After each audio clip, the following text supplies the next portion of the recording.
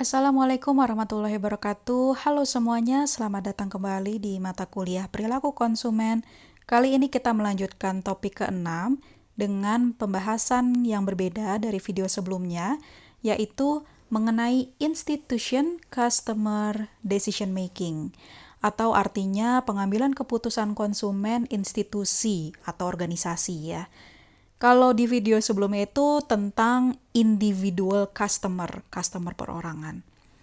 Yang termasuk ke dalam institution customer itu apa saja? Nah, sudah ada nih contekannya dari slide ini, yaitu yang pertama household atau rumah tangga, yang kedua bisnis, dan yang ketiga government atau pemerintahan. Kita langsung saja membahas ke yang pertama, yaitu household buying behavior. Yang dimaksud dengan households ini merupakan unit dasar dalam pembelian dan juga konsumsi di dalam suatu masyarakat ya. Suatu household atau suatu rumah tangga ini yang dimaksud itu adalah adanya satu atau mungkin lebih dari satu orang, mereka itu tinggal di dalam suatu lokasi yang sama dan kita bisa mengidentifikasi dengan jelas alamatnya ya. Jadi kata kuncinya di sini, identified by a common location with an address. Kalau di bayangan kalian, household itu atau rumah tangga itu ya identik dengan keluarga saja, maka ternyata pandangan itu keliru karena konsumsi rumah tangga ini bisa berasal memang dari konsumsi suatu keluarga ya, tetapi juga bisa berasal dari konsumsi yang bukan anggota keluarga gitu ya. Jadi ada dua jenis. Yang pertama family household.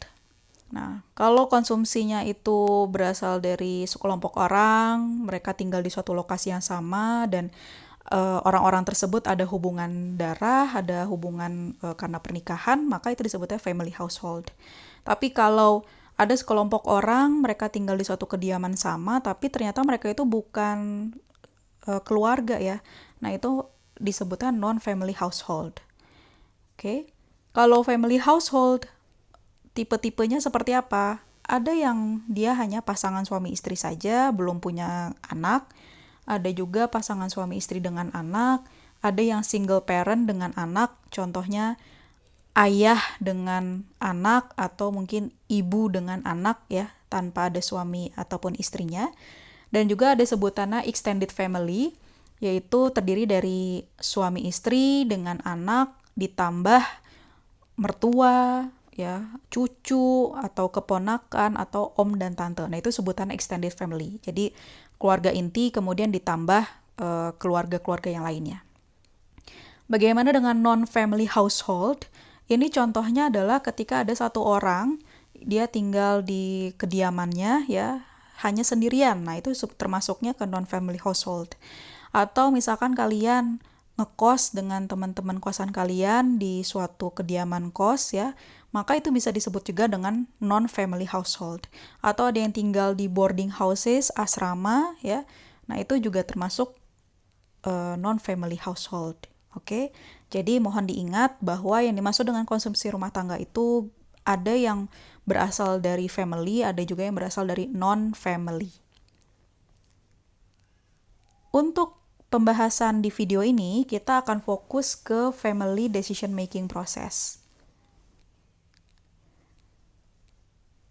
Pada dasarnya, dalam satu anggota keluarga dalam satu family household, misal terdiri dari ayah, ibu, dan beberapa anak, maka masing-masing anggota keluarga itu bisa saja tidak memiliki peran konsumen yang sebagai user, buyer, dan payer sekaligus gitu.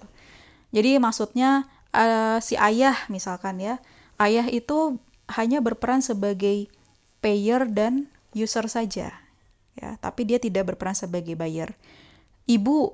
Si ibu itu berperan sebagai buyer dan user saja, tapi nggak berperan sebagai payer.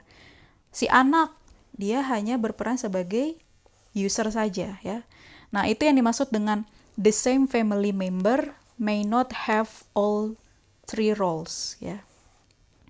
Tetapi juga ada yang poin kedua, a single role may be jointly held by more than one individual.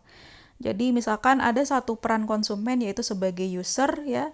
Ini di saat yang bersamaan bisa saja dimiliki oleh ayah, ibu, dan juga anak pertama. Kalau dia punya lebih dari satu anak, misalkan ada juga anak kedua, gitu. Atau misalkan yang berperan sebagai payer, ketika suami istri itu sama-sama bekerja, maka yang menjadi payer itu tidak hanya ayah saja, tetapi juga ibunya, gitu ya. Nah, ini yang dimaksud dengan a single role, satu peran tertentu itu bisa saja dimiliki oleh beberapa anggota keluarga, ya. Selanjutnya, ini penjelasan tentang tahap-tahap pengambilan keputusan, ya, dalam pembelian di keluarga. Prinsipnya kurang lebih mirip dengan pengambilan keputusan untuk konsumen individu seperti yang biasa kalian ketahui. Yang pertama, harus muncul dulu ada keinginan untuk melakukan keputusan pembelian, ya. Ini berangkat dari kebutuhan, sadar akan butuh sesuatu. Lalu setelah memiliki purchase decision, maka biasanya mereka akan mencari informasi kira-kira produk atau brand apa yang bisa memenuhi kebutuhan mereka. Nah, kemudian ada proses evaluasi dan akhirnya nanti memutuskan ke salah satu brand tertentu, lalu ada proses pembelian. Nah, tetapi yang berbeda adalah adanya tahap konflik manajemen, jadi pengelolaan konflik. Kenapa bisa muncul konflik, ya? Karena tadi dalam suatu keluarga dia terdiri dari beberapa anggota keluarga, ya. Misalkan ada ayah, ibu, dan 2 anak, artinya kan ada 4 orang. Nah, setiap orang ini pasti memiliki selera yang berbeda, terus memiliki keinginan yang berbeda, ya, dan motivasi yang berbeda. Nah, sehingga perbedaan-perbedaan ini bisa saja menimbulkan konflik, ya, ketika si satu keluarga ini harus mengambil keputusan yang sama. Nah, jadi konflik manajemen ini kemudian harus dikelola agar nantinya keputusan pembelian tetap tercapai sebagai satu keluarga, ya, dan semua kebutuhan anggota keluarga pun juga terpenuhi. Oke. Selanjutnya kita fokus ke pembahasan peran keputusan, ya, suami dan istri gitu dalam pengambilan keputusan keluarga, ya. Ada 5 jenis pola pengambilan keputusan si suami istri. Yang pertama, ketika si suami itu adalah yang mutlak mengambil keputusan, ya, jadi istri itu tidak diikutkan dalam pengambilan keputusan, maka itu disebutnya autonomous decision by the husband only. Oke. Kebalikannya, kalau keputusan dalam keluarga itu mutlak ditetapkan oleh sang istri, disebutnya yang paling bawah nih, autonomous decision by the wife. Lalu kalau si suami dia mendominasi pengambilan keputusan, ya, tetapi sang istri juga, ya, adalah kontribusinya sedikit gitu, ya, maka itu disebutnya husband dominated decision. Kalau kebalikannya, misalkan keputusan itu didominasi oleh sang istri dan suami hanya mengambil porsi sedikit saja, itu disebutnya wife dominated decision. Tapi ada juga contoh yang terakhir, yaitu syncretic decisions. Di sini berarti porsi suami dan istri itu 50-50, ya. Jadi masing-masing punya suara yang kuat gitu. Si istri dan suami itu sama-sama punya suara yang kuat dalam mengambil keputusan. Itu namanya syncretic decision. Atau bisa kita bilang ini demokratis lah. Jadi semua orang memiliki hak yang sama untuk mengambil keputusan. Dampaknya apa setelah kita ketahui bahwa dalam suatu keluarga di situ ada peran yang berbeda antara suami dan istri? Contohnya bisa dilihat dari slide ini. Ya, di sebelah kiri ada pengambilan keputusan yang didominasi atau mungkin mutlak sepenuhnya ya oleh sang suami. Kalau yang sebelah kanan ini didominasi atau mungkin mutlak sepenuhnya oleh keputusan istri ya. Ini kasusnya dalam pembelian rumah. Kita bahas dulu yang sebelah kiri, di mana didominasi oleh sang suami atau mungkin mutlak keputusannya oleh suami. Kalau seorang suami ya, pria, dia diminta untuk membeli rumah, maka pertama kali yang dilihat oleh si suami adalah mengenai fitur dari rumah itu sendiri. Kalau di sini contohnya adalah fitur insulation. Insulation itu pelapis ya, lapisan. Biasanya tuh suka ada pelapis anti panas atau mungkin pelapis untuk kedap suara. Nah, kalau di Indonesia mungkin agak jarang ya kalau bangun rumah pakai ada insulation. Jadi saya ambil contoh, misalkan mau bangun rumah ini atapnya mau pakai baja ringan atau pakai kayu, terus kemudian mau pakai full batu bata merah atau mungkin enggak gitu. Nah itu kan fitur-fitur rumahnya lah ya, konstruksi rumahnya lah kurang lebih. Nah si suami biasanya akan memikirkan itu dulu. Nah ketika dia melihat, oh ya rumahnya ini misalkan insulationnya bagus ya, dari segi konstruksinya oke lah, memenuhi keinginan yang diingini oleh suami, maka dia akan lanjut ke jalur yes ya. Nah, kalau nggak memenuhi si rumah itu dengan kriteria yang dia inginkan dalam hal insulationnya, maka dia masuk ke jalur no. Dan setelah no, dia nanti langsung di reject atau ditolak. Nah, kita lanjut dulu ke yang jalur yes ya. Anggapannya nih ada suatu rumah, ternyata dari segi insulationnya oke. Nah, selanjutnya si suami ini nanti akan melihat pertimbangan keduanya, yaitu tentang jumlah kamar tidurnya. Dia menginginkan ada 4 kamar tidur. Nah, apakah rumah ini memenuhi atau tidak? Oh, ternyata iya memenuhi. Kalau memenuhi, maka dia lanjut lagi ke jalur yes. Tapi seandainya kalau tidak memenuhi, itu rumah hanya memiliki 1 atau 2 kamar, maka masuk ke jalur no dan nantinya sama di reject ya. Nah, kita anggaplah masuk ke yes ya. Lalu pertimbangan ketiga nih, masuk ke pertimbangan ketiga ya. Dilihat lagi insulationnya oke. Kamar tidurnya betul ada 4 sesuai dengan kebutuhannya. Nah, sekarang baru masuk ke pertimbangan harga. Si suami baru melihat, saya butuh harganya yang kurang dari $75.000.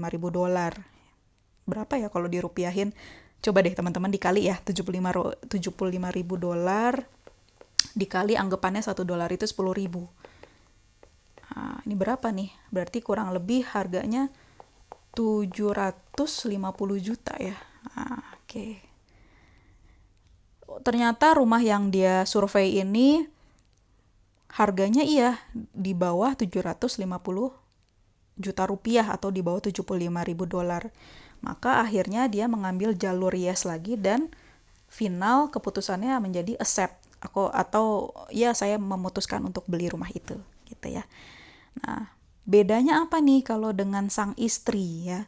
Kalau dalam keluarga itu yang mengambil keputusannya adalah istri yang dominan ya, atau mungkin mutlak oleh sang istri, sama-sama mau beli rumah nih seperti kasus yang sebelah kiri. Bedanya, sang istri ini akan ngeliat dulu atau mempertimbangkan dulu segi harganya dulu, bukan segi insulation atau konstruksi rumahnya, seperti yang dilakukan oleh si suami. Ya, jadi kalau perempuan itu, ibu-ibu itu ngeliatnya harganya dulu. Kalau harganya dari awal udah masuk budget kita gitu ya, di bawah 75.000, maka oke lah si istri baru mau lanjut yes. Tapi kalau enggak ya sudah, berarti kan masuk ke jalur no dan nantinya akan di reject. Nah, anggapannya kalau misalkan masuk ke jalur yes, oh ternyata rumah ini yang lagi disurvei, iya nih harganya di bawah 75.000 ya. Kemudian nanti barulah si istri akan mengecek pertimbangan yang kedua, yaitu desain interiornya ya. Dan ternyata desain interior ini mah nggak dicek ya di suami gitu. Jadi kalau suami itu tidak memperhatikan desain interior, tapi kalau sang istri itu biasanya lebih suka segi estetikanya ya. Nah, jadi ini menjadi pertimbangan penting, urutan kedua bagi si istri. Kalau misalkan oke, menurut si istri rumahnya ini desain interiornya bagus, unik ya, maka dia nanti masuk ke jalur yes lagi. Kalau tidak tentu maka masuk ke jalur no dan nanti akhirnya ke reject. Anggapannya kita pakai yang yes dulu ya. Setelah dilihat interior desainnya oke, price-nya juga oke, barulah masuk ke pertimbangan tentang jumlah kamar tidur. Nah, dia pengennya awalnya nih 4 dulu. Punya nggak nih rumah ada kamar tidur yang 4? Oh iya, ternyata ada. Maka nanti baru langsung masuk ke accept. Dia akhirnya beli rumah tersebut. Tapi ternyata kalau misalkan, oh dia nggak punya rumah dengan kamar tidur yang 3 nih ya. Punya kamar tidur yang 4. Ternyata dia eh, ada nggak nih minimal 3 kamar tidur gitu ya. Jadi ternyata ada ekspektasi lapis keduanya lah bagi si istri ya. 4 nggak ada ya wes lah nggak apa-apa ya, minimal ada 3 kamar tidur lah. Ternyata pas dilihat rumah ini, oh ya ada kamar tidurnya memang 3. Nah, ternyata bisa juga diterima, nanti accept juga. Tapi kalau ternyata enggak, kamar tidurnya cuma 2 rumah ini, ya pada akhirnya nanti ditolak dan di reject gitu. Nah, tapi yang ingin saya tekankan dari slide ini adalah ketika kita mengetahui bahwa keputusan dalam suatu keluarga itu didominasi oleh suami ataupun istri atau mungkin seimbang ya, maka nanti akan ada perbedaan faktor-faktor yang dipertimbangkan gitu ya, faktor-faktor prioritas yang dipertimbangkan oleh si keluarga tersebut ketika membeli suatu produk. Kalau di sini contohnya tadi produk rumah. Nah, maka apa nih yang bisa kita manfaatkan dari sisi pemasar ya? Kalau saya sebagai pemasar properti, ketika tahu menghadapi calon konsumen ya, keluarga, kemudian saya setelah ngobrol melihat dari interaksi dalam keluarga itu, oh ternyata pengambil keputusan itu adalah si suami ya. Ya, berarti pendekatan saya ke si bapak ini, ke si suaminya lebih mengedepankan fitur-fitur konstruksi rumahnya dulu gitu. Seperti tadi insulationnya lah, gentengnya lah, temboknya lah, ubinnya lah ya. Nanti baru merembet ke jumlah kamar tidur dan yang terakhir harga gitu. Tapi kalau saya tahu bahwa dalam suatu keluarga ini yang saya hadapi itu keputusan mutlaknya berasal dari sang istri, ya, maka pendekatan saya itu pertama kali untuk meyakinkan sang istri ini adalah dari sisi harganya dulu. Ya, jadi seperti itu aplikasinya. Bagaimana dengan contoh produk yang lain? Teman-teman silahkan untuk berpikir ya, atau mungkin googling mencari tahu kira-kira apakah ada model faktor prioritasnya yang beda gitu ya antara suami istri untuk produk-produk yang lain selain rumah. Silahkan dicari. Kita selanjutnya membahas tentang apa yang kemudian mempengaruhi interspousal influence ya. Jadi yang mempengaruhi keputusan antar pasangan tadi gitu. Dari slide ini ada 5 hal. Saya coba bahas secara cepat. Yang pertama, kalau si suami istri itu punya pandangan tertentu tentang peran gender ya.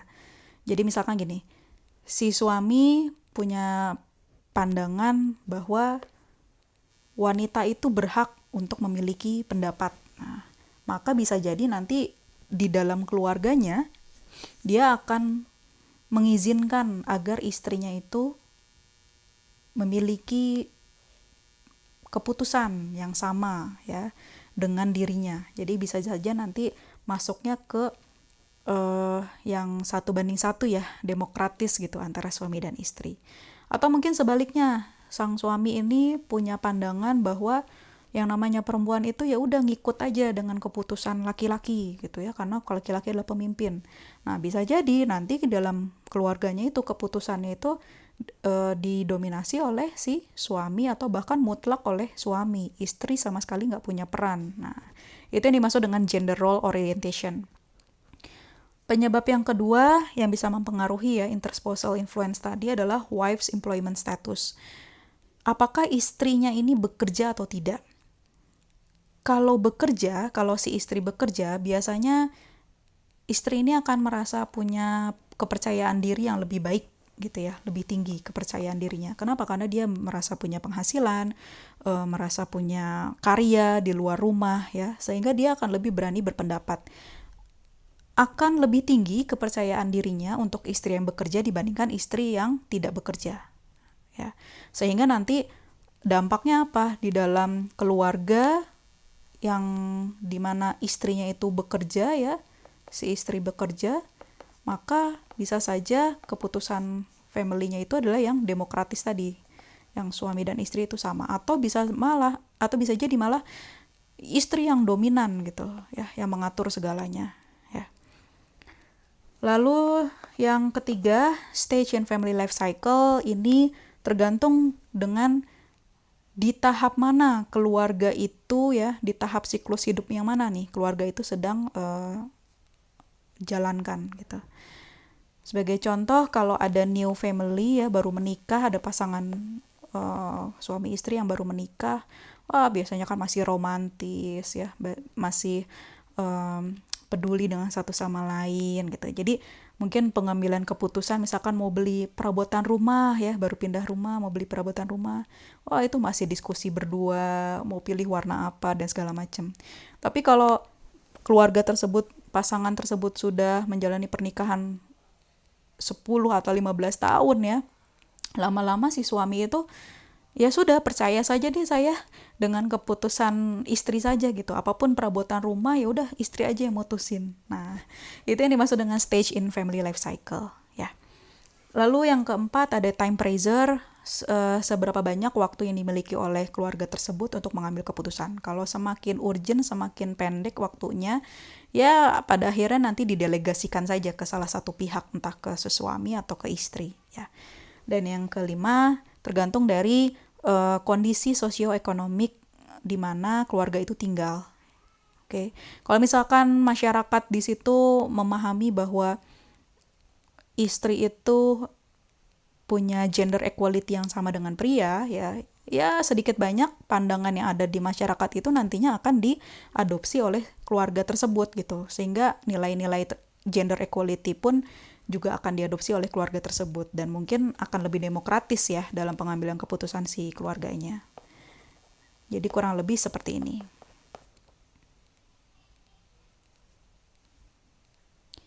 Selanjutnya, kalau tadi kita sudah bahas banyak mengenai suami istri, kita bahas sekarang anggota keluarga yang berasal dari anak, ya, childrens. Anak ini dalam pengambilan keputusan keluarga punya 3 cara nih, 3 pengaruh ya. Pengaruh yang pertama adalah anak-anak bisa mengekspresikan individualistic preferences, tuh maksudnya selera individunya, seleranya gitu, selera dirinya terhadap produk yang sebenarnya itu dibeliin dan dibayarkan oleh orang tuanya gitu. Jadi misalkan kita mungkin dulu waktu masih kecil, bahkan sampai seumuran kalian gitu ya, di kuliah ini, ketika hidupnya masih bareng orang tua,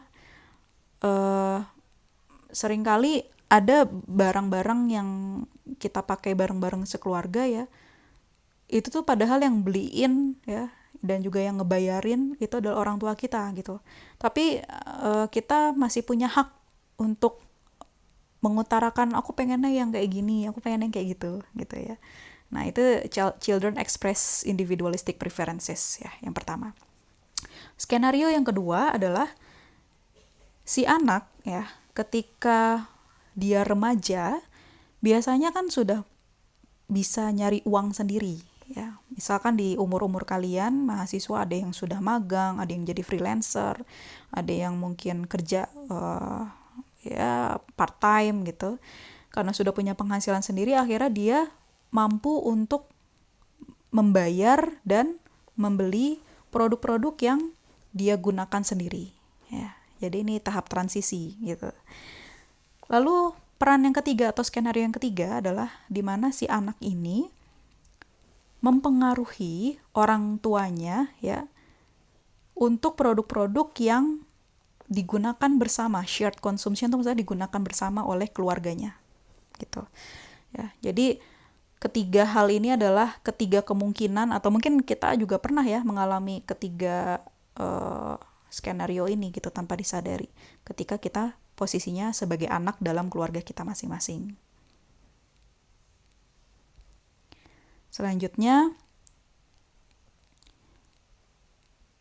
bagaimana pengaruh anak ya dalam keputusan keluarga itu tergantung dari bagaimana si keluarganya ini memiliki pandangan tentang social orientation gitu ya. Dan juga bagaimana atau seberapa jauh authority atau wewenang itu diaplikasikan dalam keluarganya. Ya. Sebagai contoh seperti ini, perhatikan di bagian family tree yang saya garisi, ada keluarga yang dia itu otoriter, itu kita sebut authoritarian. Ya, biasanya mungkin orang tuanya tuh otoriter, mereka yang mutlak memutuskan segala sesuatu untuk keluarganya, termasuk kebutuhan anaknya dari A sampai Z gitu ya. Jadi anggota keluarga lain selain orang tua tidak berhak untuk memilih gitu. Nah, itu otoriter. Tapi kalau otoriternya agak ngurang gitu ya, masuknya ke neglectful. Jadi dibiarin aja. Ya. Lalu turun lagi agak lebih demokratis ya. Jadi dalam arti orang tua memberikan ruang yang cukup besar bagi anggota keluarga yang lain untuk mengutarakan pendapatnya, mengekspresikan seleranya ya, dan nanti akhirnya diambil jalan keluar yang memuaskan semua pihak. Itu lebih ke demokratis. Dan yang terakhir permisif. Jadi orang tuanya itu nggak ambil pusing. Ya udahlah, anak saya mau ngapain, mau beli apa, bebas, terserah. Nah, itu permisif ya. Jadi nggak perlu ada diskusi sama sekali lah dengan saya percaya aja lah sama anak saya, suka-suka anak saya lah gitu. Nah, itu permisif ya. Dan setiap keluarga itu beda-beda ya, ada yang otoriter, ada yang neglectful, demokratis, dan ada yang juga permisif. Nah, nanti peran si anak, children's role ini juga besar kecilnya peran si anak itu mulai dari rendah, sedang, moderate ya, dan juga high, tinggi, itu beda-beda untuk kondisi keluarga yang tadi otoriter sampai permisif, dan juga akan dibedakan berdasarkan jenis produknya. Apakah itu produk yang digunakan sendiri atau itu produk yang digunakan bersama oleh keluarga. Ya.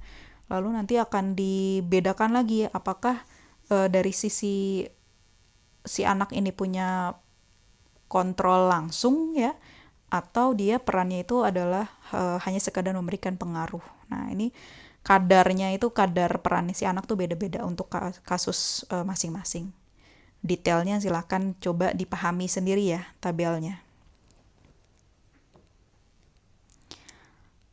Selanjutnya ini mengenai proses belajar si anak ya sebagai konsumen.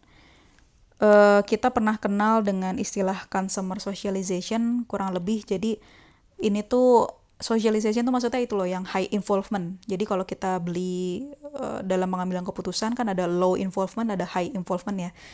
Pernah kita bahas di video beberapa waktu lalu gitu. Intinya kalau socialization di sini si anak ya dia akan bertindak sebagai konsumen ya, suatu saat akan mampu bertindak sebagai konsumen karena ada proses pembelajaran gitu. Apa saja yang dia pelajari? Ya dia nantinya akan mempelajari tentang seleranya terhadap brand atau produk tertentu ya. Lalu dia juga akan punya pengetahuan tentang fitur-fitur produknya dan juga benefitnya gitu ya.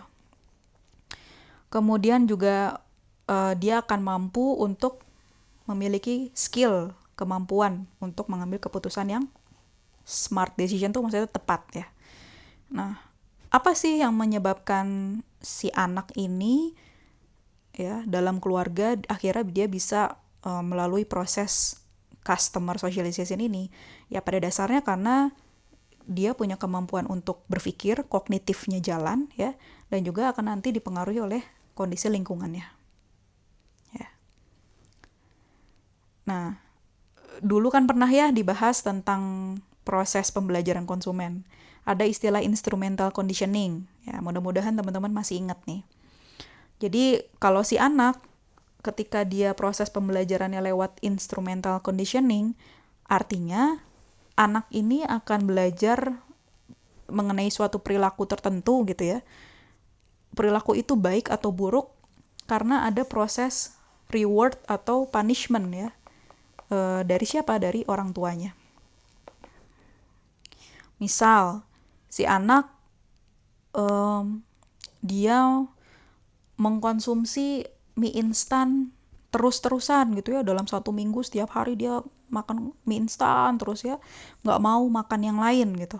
Nah, hal ini nggak disukai oleh orang tuanya gitu, karena orang tuanya takut anaknya nanti sakit ya kalau kebanyakan makan mie instan. Akibatnya si orang tua kemudian menghukum si anaknya, entah mungkin dikurangi uang jajannya lah, atau mungkin dimarahi lah atau apa. Itu kan berarti punishment kan, bentuk hukuman.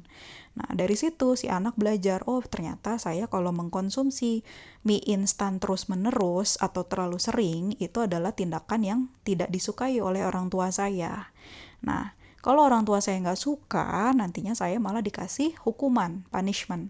Nah, kalau udah saya dikasih hukuman, wah itu nggak enak buat saya. Maka agar saya tidak mendapat hukuman dari orang tua saya jangan makan mie instan terus-terusan gitu ya. Itu yang dimaksud dengan instrumental conditioning.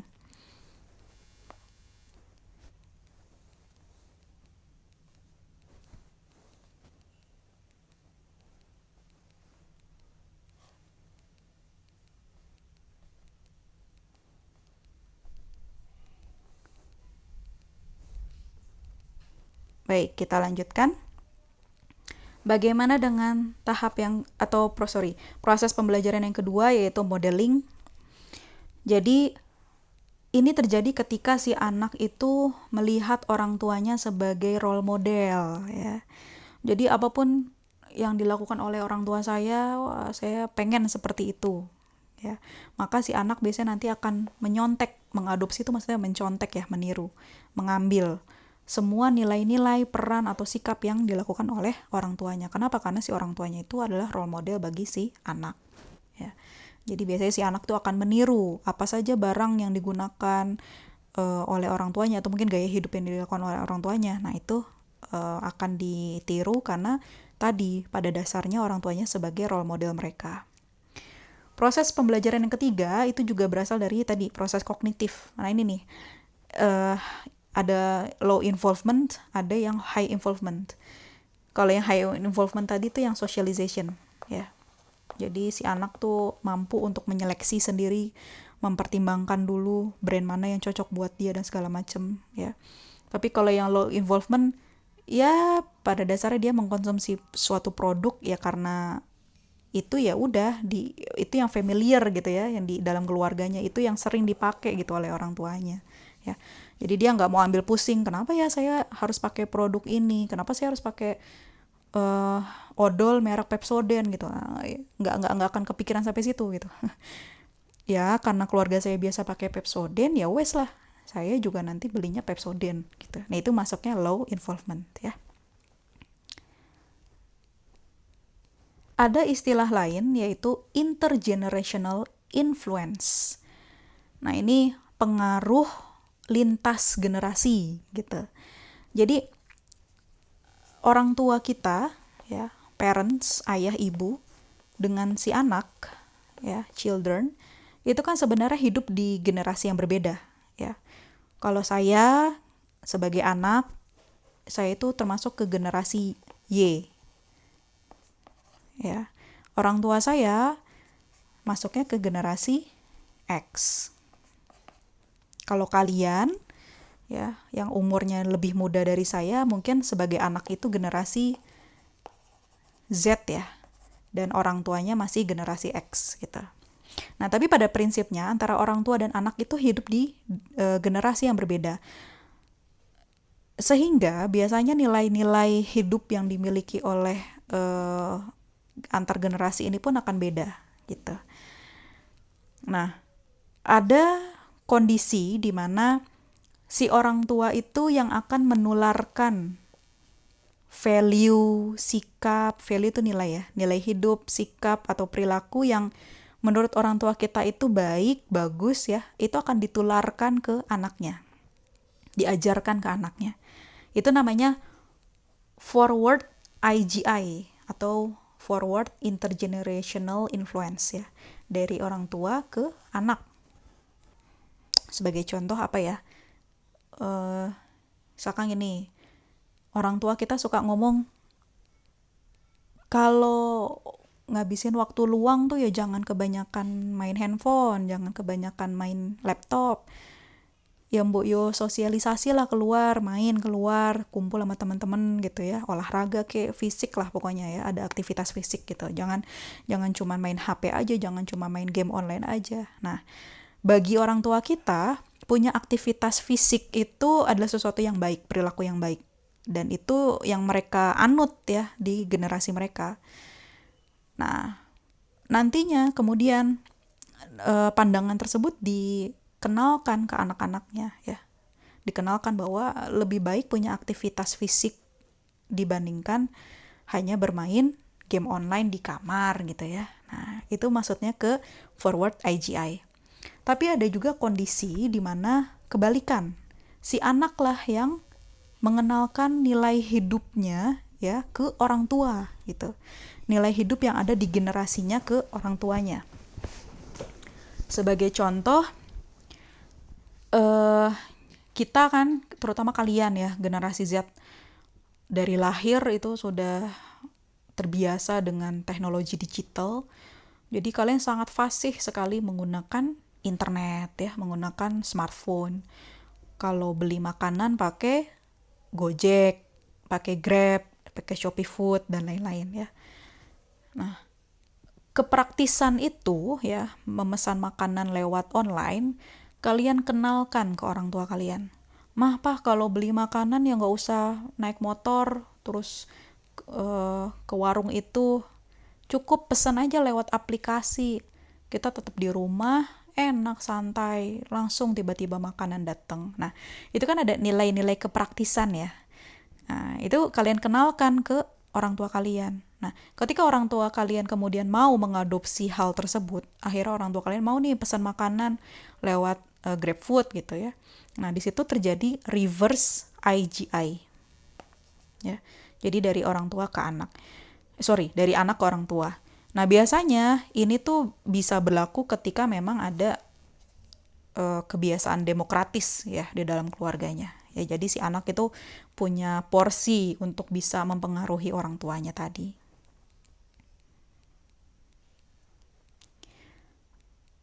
Oke, kemudian kira-kira selain demokratis ya, karakter keluarga yang seperti apa yang memungkinkan agar IGI influence itu terjadi? Ya, pada dasarnya itu tergantung dari hubungan keluarga tersebut ya, dan juga tergantung dari expertise, keahlian yang dimiliki oleh anggota keluarga tertentu. Sebagai contoh, kalau hubungan keluarganya itu hangat, baik ya, antara ayah ibu dengan anaknya itu komunikasinya baik ya, ya mereka biasa diskusi ya, atau saya sebut dengan positif lah. Biasanya IGI intergenerational ini akan lebih mudah terjadi dibandingkan dengan hubungan keluarga yang negatif. Nggak biasa ada demokrasi, nggak biasa ada ngobrol ya, nggak biasa ada belajar dari satu sama lain gitu. Maka itu IGI-nya jarang terjadi. Nah, selain family relationship, apalagi tadi perceived expertise. Misal si anak melihat orang tua saya itu memang expert ya, punya pengalaman, punya keahlian dalam misalkan membeli buah yang baik gitu ya. saya biasanya gitu. Dulu nggak paham ya ngebedain antara buah melon yang manis dan yang enggak gitu kan. Saya waktu umur-umur kalian masih nggak paham. Nah, setahu saya, ibu saya itu paham cara ngebedain melon yang manis dan enggak. Ada triknya ya. Nah, saya menganggap ibu saya itu expert dalam pembelian melon. Makanya saya mau belajar dari ibu saya untuk pembelian melon. Nah, saya melihat ibu saya itu berarti expert gitu ya dalam pembelian melon tadi. Sehingga peluang terjadinya IGI tadi, intergenerational influence ini, dari orang tua saya ke saya tentang permelonan yang baik, itu akan lebih mudah terjadi dibandingkan ya Kalau dari awal saya tahu, ibu saya mah juga sama-sama nggak tahu ngebedain melon manis sama yang enggak tuh sama-sama nggak tahu dengan saya. Nah, akibatnya ya saya saya nggak bisa gitu belajar ya dari ibu saya, dan IGI itu tidak akan terjadi gitu ya. Nah, jadi kalau itu kemudian dikawinkan ya antara perceived expertise baik yang high low dan juga family relationship yang negatif positif, ketika dikawinkan nanti akan muncul 4 jenis ya, 4 jenis skenario kapan IGI itu bisa terjadi tinggi, kapan tidak sama sekali, atau mungkin yang disaffected atau discounted ya. Selanjutnya, nah ini tadi ya ada pembeda dalam proses pengambilan keputusan keluarga itu, dari munculnya kebutuhan sampai akhirnya terjadi pembelian itu kan masih sama dengan individual customer ya. Tapi kalau di family decision itu ditutup dengan konflik manajemen. Jadi ada pembedanya tuh pengelolaan konflik. Kenapa konflik bisa muncul? Ya ingat tadi, dalam satu family itu terdiri dari ayah, ibu, anak ya, atau mungkin ada mertua dan segala macam ya. Jadi intinya lebih dari satu orang. Sehingga peluang terjadinya konflik itu lebih mungkin ya dibandingkan kalau keputusan sendiri gitu, keputusan individu. Karena ada banyak kepala nih, dan banyak kepala ini masing-masing itu punya selera yang beda-beda, punya persepsi yang beda dan lain-lain. Sehingga lebih rentan terjadinya konflik, dan konflik ini harus dikelola. Konflik ini bisa terjadi ya untuk antar peran yang berbeda.